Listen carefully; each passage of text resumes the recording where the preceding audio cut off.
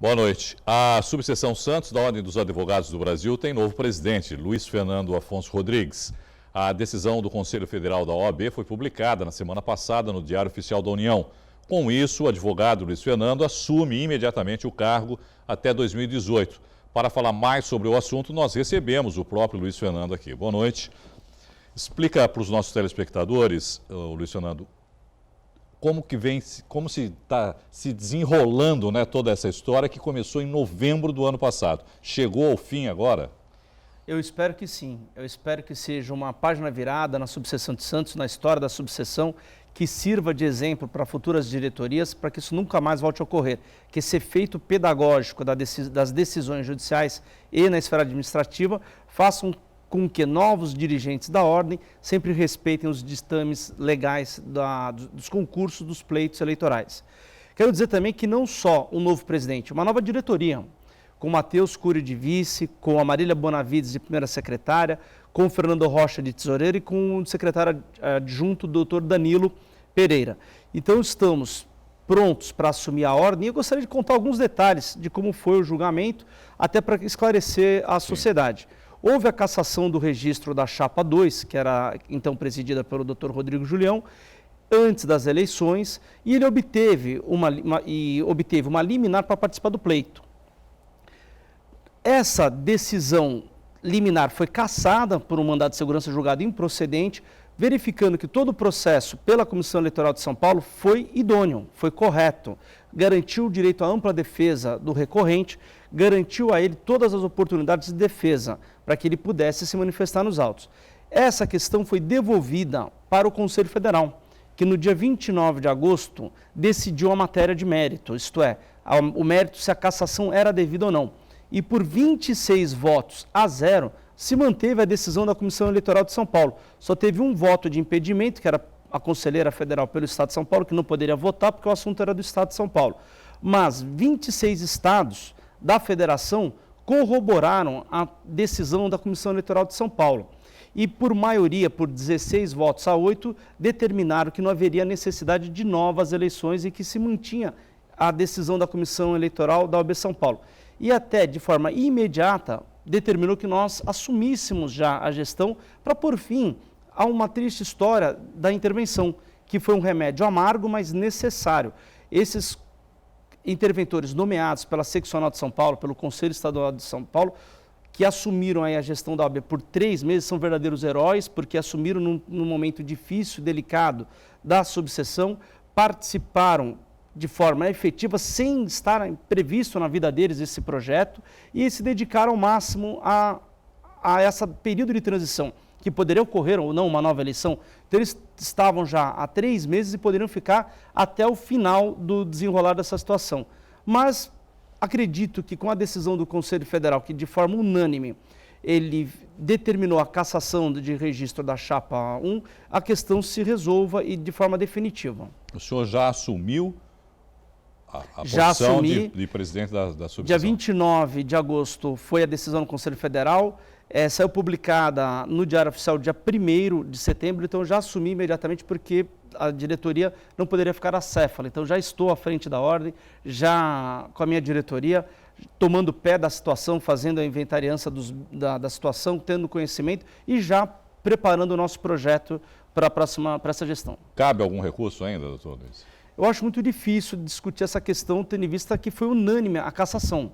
E também, por não ter sido objeto da apelação pela parte da Chapa 2, a questão das segundas eleições. Não faz parte do recurso deles. Somente de ofício, talvez, pelo relator, mas muito difícil isso ocorrer. Estamos aguardando. Agora, é ruim, né, para a categoria como um todo que isso aconteça, não é, doutor Luiz? Porque, de uma certa maneira, como o senhor falou, há uma paralisação praticamente da subseção, porque fica lá também um pessoal interino e, né, como tomar decisões definitivas de uma interinidade. É ruim para todos. Foi uma página triste da nossa história, mas que nós vamos ter que olhar para o futuro, olhar para frente. Fazer uma gestão trabalhando, respeitando os colegas até que votaram numa outra chapa, unir a classe em prol do mesmo ideal de defesa da cidadania e sem qualquer tipo de revanchismo. Fazer uma gestão olhada para frente, para o futuro. E esquecer por um tempo essa história e que ela fique na reminiscência das nossas memórias como um exemplo daquilo que a gente deve fazer ou não fazer para que não ocorra novamente isso. Isso é o mais importante, o efeito pedagógico dessa decisão. Os primeiros passos agora são justamente nessa direção, doutor Luiz, de alguma maneira tentar unir a categoria? Houve uma cisão, o senhor diria, por causa desses acontecimentos? Acredito que muitos de nós somos amigos, que muitos de nós convivemos, mas que durante a eleição houve sim um estresse, alguns se comportaram como torcedores e não como advogados, mas isso tende a acalmar, isso tende a não mais a existir. Então a gente espera que com o tempo as coisas voltem ao normal. É do jogo democrático isso também, né? Do jogo democrático, Todo mundo tem uma posição, você tem a sua posição, mas a partir do momento que há uma decisão e um vencedor... Acabou. Da minha parte, não vai haver nenhum tipo de revanchismo. Algumas pessoas, muitas delas, aliás, vão ser convidadas a participar da nossa gestão, mesmo que tenham tido cores diferentes na eleição, porque a OAB é de todos. A OAB é para todos e não para um grupo só. Então, eu não sou dono da ordem, assim como o meu adversário também não era. Vão ter pessoas na ordem que apoiam um ou apoiam outro. Os cargos de coordenação devem ser de confiança da atual diretoria, mas a participação na ordem e, às vezes, até eventualmente alguma coordenação, ela é aberta a todos, independente da cor. Basta querer, basta ter um ideal de ajudar, basta querer ter os compromissos com a advocacia santista, com a sociedade. Tendo esses primados, pode ter a opção que quiser na área política, mas tem que ter um projeto de apoiar, de se quiser trabalhar conosco, vai ter as portas abertas. Alguns eu já estou contactando, algumas comissões que têm um trabalho que eu admirei, estou ligando e estou pedindo para continuarem. Às vezes com alguma troca de coordenação, mas pedindo para que o trabalho seja efetivado. Então, como por exemplo, eu conversei hoje já com alguns membros da Comissão do Deficiente. Então eu quero que de portadores especiais, que essas pessoas que já vêm fazendo um trabalho continuem. Tá? Algumas comissões eu vou precisar fazer um novo trabalho, uma nova ideia, porque já era do meu projeto, não é uma questão pessoal. E eu penso que todos devem, nesse momento de dificuldade, mostrar a grandeza de espírito da advocacia e nos unirmos em prol de um ideal comum que é a defesa de toda a classe. Rapidamente, para a gente encerrar, doutor Luiz, qual é o papel, qual é a função da subseção da OAB Santos? Nossa, ela é muito difundida. Hoje em dia, a subseção de Santos ela ocupa um espaço, primeiro como guardiã da cidadania, como defensora dos advogados, como prestadora de serviços para a sociedade, como prestadora de serviços para os advogados, com vários serviços em conjunto com a OAB São Paulo, com a Caixa de Assistência dos Advogados de São Paulo. Hoje eu passei o dia praticamente na OAB, das 2 horas da tarde até as 6h30 antes de vir para o programa. Atendemos diversos advogados, a gente pôde perceber a rotina das pessoas indo na OAB comprar remédios, indo na farmácia, indo na livraria, indo na diretoria para tratar de assuntos da ordem. Então a OAB hoje ela é parte fundamental do exercício democrático do direito e para a realização das necessidades dos advogados. O mandato é de quanto tempo, doutor Luiz? Vai até 2018, é de 3 anos, eu vou ter ele abreviado por conta dessa questão. Assumir o senhor vai ter que dar uma acelerada, então, aí nos seus projetos para recuperar esse tempo, mas tenho certeza que não vai lhe faltar capacidade. Muito obrigado, Irineu. Eu é que agradeço e uma boa noite para o senhor. Muito obrigado mais uma vez e boa noite. Os bancários estão em greve em todo o Brasil. Eles pedem reajuste salarial de 14,78%, além de melhores condições de trabalho. Na região, a população sentiu a falta do serviço. Quem precisou ir nessa agência no centro de Santos, por exemplo, encontrou as portas fechadas. Apenas os caixas eletrônicos estavam funcionando. Nessa outra que fica ao lado, a situação era a mesma. Apenas 2 funcionários auxiliavam os clientes nos serviços. A greve da categoria começou hoje.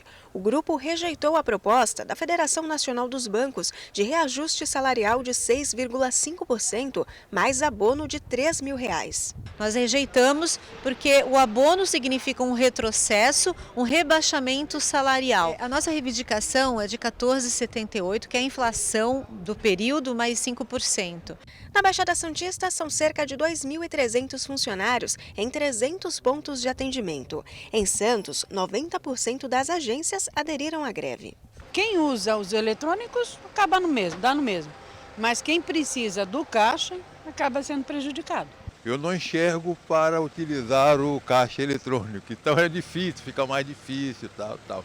Com a paralisação, alguns serviços são afetados, como o pagamento de contas, que deve ser feito exclusivamente nos caixas eletrônicos ou pela internet. Uma alternativa é a lotérica, mas também foi preciso paciência para enfrentar as filas.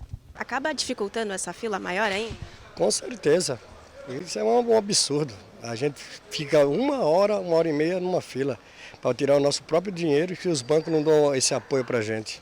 Só no primeiro semestre deste ano, os banqueiros demitiram 15 mil bancários e contrataram 9 mil, ou seja, existe um gap, uma defasagem de 6 mil bancários em apenas 6 meses. E aí é que há um aumento no lucro dos banqueiros, que aliás foi de 70 bilhões o ano passado, porque com a rotatividade ele demite quem ganha um pouco mais e admite quem ganha menos pelo piso. A greve dos bancários acontece em todo o país por tempo indeterminado, até que a proposta seja aceita. A paralisação do ano passado durou 21 dias. Além do reajuste salarial, a categoria luta por melhores condições de trabalho. Mais emprego, né, mais contratação, igualdade de oportunidades entre mulheres, negros, LGBTs, fim da terceirização, fim das metas que tem como resultado o assédio moral. Pedimos também melhoria no piso, o piso do Diese. Então, enfim, uma série de reivindicações que dizem respeito à melhoria de condições de trabalho da categoria. Depois de tumulto pela manhã, a Câmara de Cubatão adia a sessão que define o futuro da prefeita Márcia Rosa para quinta-feira. A sessão, que estava prevista para começar às 10 da manhã, atrasou mais de meia hora. Moradores a favor da prefeita lotaram o plenário. A todo momento, eles gritavam palavras de ordem.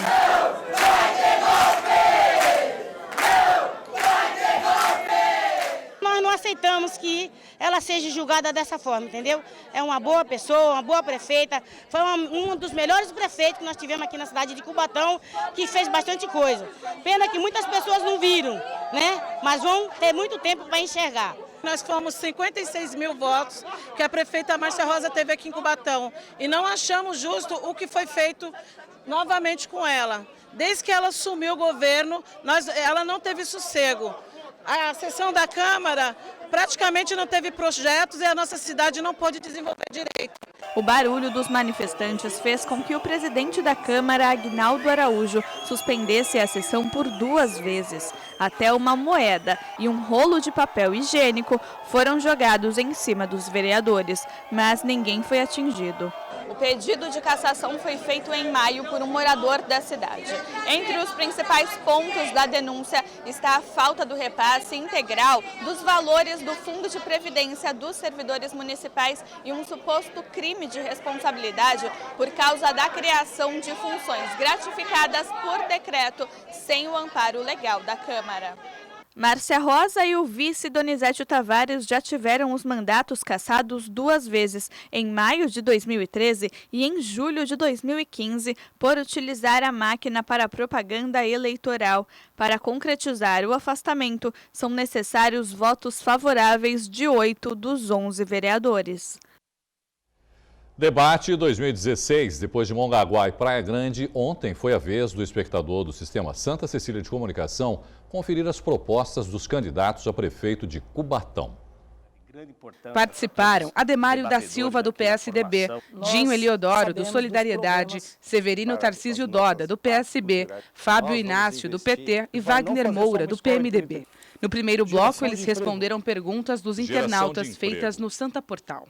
Candidato, que medidas serão tomadas para gerar emprego em Cubatão? O senhor tem 2 minutos. No segundo e terceiro blocos, os candidatos fizeram perguntas entre si sobre temas de interesse da população: saúde, educação, geração de emprego, segurança e transporte. A ordem foi definida por sorteio. Wagner Moura. Já no quarto bloco, a pergunta foi sobre tema livre. E no quinto e último bloco, os candidatos fizeram considerações finais. A gente parabeniza o Sistema Santa Cecília de Comunicação, um debate que serviu de oportunidade para que a população de Cubatão possa conhecer cada candidato, saber da sua história, dos seus projetos e o que cada um já fez da sua vida pregressa. Então a gente agradece e eu tenho certeza que o que aconteceu aqui hoje vai ajudar muito para que a população de Cubatão possa, no dia 2 de outubro, escolher o melhor candidato. E eu tenho certeza que ela vai escolher um candidato que trabalhe de verdade. Muito produtivo, importante, o Complexo Santa Cecília está de parabéns. Foi o momento que nós apresentamos aqui a proposta de governo de todos os candidatos e a opção que a população tem de escolher o melhor candidato para administrar a cidade de Cubatão. Uma grande oportunidade. Queria agradecer à TV Santa Cecília, que proporcionou hoje um momento histórico, né, que vai contribuir e muito para que o eleitor cubatense possa fazer a sua escolha embasada nas melhores propostas, nas melhores atuações e analisando também que, olha, o debate aqui foi rico, né, mas porém ficou um debate muito se olhava no retrovisor, né, mas ficou claro quem efetivamente é o novo e que representa a inovação. Importante para a democracia e quero parabenizar o Santa Cecília, a universidade, que fará parte da nossa história também com a Faculdade de Medicina, que foi um trabalho duro que a gente teve na Secretaria de Educação, todo o processo, fará parte da nossa história e será com certeza o olhar para o futuro que eu tanto falei, do diálogo, do avanço da cidade, do crescimento da cidade. Tenho certeza que hoje aqui a população vai saber escolher o melhor, sem risco, escolher o melhor para Cubatão. Quero parabenizar o Complexo Santa Cecília por esta grande oportunidade e cumprimentar os candidatos pelo debate de alto nível, né? Mas é importante para que a população possa conhecer as ideias e hoje a população percebeu qual o candidato mais preparado, quem é o candidato que é o diferente de todos que estão aqui e pôde perceber com certeza a nossa trajetória, as nossas propostas. Eu só quero agradecer esta grande oportunidade. O próximo debate, que vai envolver os candidatos a prefeito de Guarujá, será realizado na próxima segunda-feira, dia 12, também às 9 da noite. No dia de Nossa Senhora do Monte Serrat, comemorado nesta quinta-feira, muitos fiéis aproveitam para agradecer as graças alcançadas. A família da pequena Antonella é um exemplo. Todos os anos sobem os degraus do morro, promessa para pagar um milagre. Priscila Santos tem 32 anos. É casada com Alex Souza da Silva, de 20 anos, há 12 anos. O fruto dessa união é a pequena Antonella, de 1 ano e 9 meses. Quando ela tinha apenas 4 meses, foi diagnosticada com encefalite. Precisou ser internada e ficou 11 dias na UTI. Os médicos já haviam desenganado os pais, mas a fé deles em Nossa Senhora do Monte Serrat era maior que a lógica da ciência. Aqui fizemos uma oração, familiares e amigos ficaram em vigília, a oração 24 horas também. No dia 8 de setembro do ano passado, foi especial para vocês? Foi muito especial porque ela estava bem, nós, familiares e amigos, estávamos bem e eu tinha que cumprir minha promessa. O que minha filha passou assim foi inexplicável, né? Se não é a fé, né? O que a gente vai contar, né? E foi o que ajudou bastante, né? Como forma de agradecimento, pai e mãe foram até o alto do monte na capela de Nossa Senhora do Monte Serrat. Alex subiu de joelhos 415 degraus. O pessoal dando força, mesmo que sem conhecer, tanto criança, adulto, senhores, vamos, a fé, vamos. O pessoal vinha, trazia água, batia a palma. Vamos que falta pouco. Pô, falta pouco, eu tava no 10º degrau, velho. Falta pouco que... E o pessoal, vamos. Por causa de histórias como a de Antonella, que a fé em Nossa Senhora do Monte Serrat cresce a cada dia. Nessa quinta-feira, a festa em homenagem à padroeira de Santos completa 62 anos. Depois de uma missa campal em frente à catedral no centro, a imagem de Nossa Senhora deixará a igreja e será conduzida em procissão até a capela, no morro, renovando assim a devoção de milhares de católicos por mais um ciclo. Logo é a Antonella, né? Subindo andando, que Nossa Senhora do Monte Serrat vai ajudar, né? A nossa próxima promessa é essa, ela subir andando, né? Com as próprias pernas dela e a gente só do lado, só acompanhando. E a gente tem fé que isso vai acontecer, ano que vem ela estará lá. E quem não consegue subir as escadas e quer participar da festa de Nossa Senhora do Monte Serrat, tem como opção o bondinho, um passeio nostálgico que combina com o clima do lugar. Do prédio do antigo cassino no alto do Monte Serra, uma vista privilegiada da cidade. Os prédios da Orla, as comunidades, o Porto de Santos e a área continental. Também é possível visitar o Santuário da Padroeira de Santos. Mas, para chegar até aqui, quem não quiser enfrentar os 415 degraus tem uma outra opção: o bondinho. O passeio começa na estação de embarque. São 2 bondinhos que funcionam em movimento sincronizado. Cada um tem capacidade para 45 pessoas. São 150 metros de altura e o trajeto dura 4 minutos. Achei demais. Primeira vez que eu tô aqui, vim de Maringá e a vista é muito linda, a igreja também. Voltaria de novo com certeza e quero trazer minha família também. É divertido, é gostoso, é muito bonito lá em cima. O visual é lindo, a capela, a igreja é muito bonita. O bondinho foi construído em 1927. É o único bonde funicular em atividade no país. Os 2 carros são puxados por um cabo de aço, um em cada extremo da linha. Partem ao mesmo tempo. No meio do percurso, a linha se divide e eles se cruzam. O maquinário veio da Alemanha. Quem comanda tudo isso é o operador Augusto. Ele fica na sala de máquinas coordenando 2 volantes. Um liga o motor e controla a velocidade. O segundo ativa o sistema de freios. Uma responsabilidade grande, já que qualquer erro pode causar um acidente. Apesar que o bonde tem freio de emergência, tem tudo, mas é muita responsabilidade. Tem segurança, mas mesmo assim a gente tem que ir devagar, com calma. Cada veículo pesa 2,5 toneladas.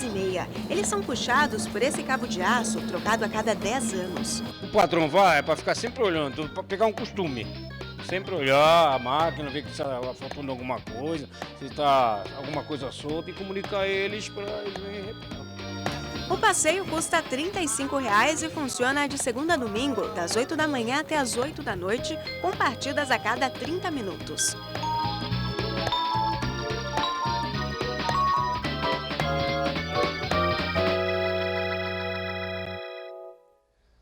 A edição de hoje fica por aqui. Você pode enviar fotos, vídeos e sugestões para o WhatsApp da redação. O número é o 991411430. Você também continua bem informado no Santa Portal. E amanhã você confere um caderno jornal especial sobre o Dia da Independência do Brasil. Tchau.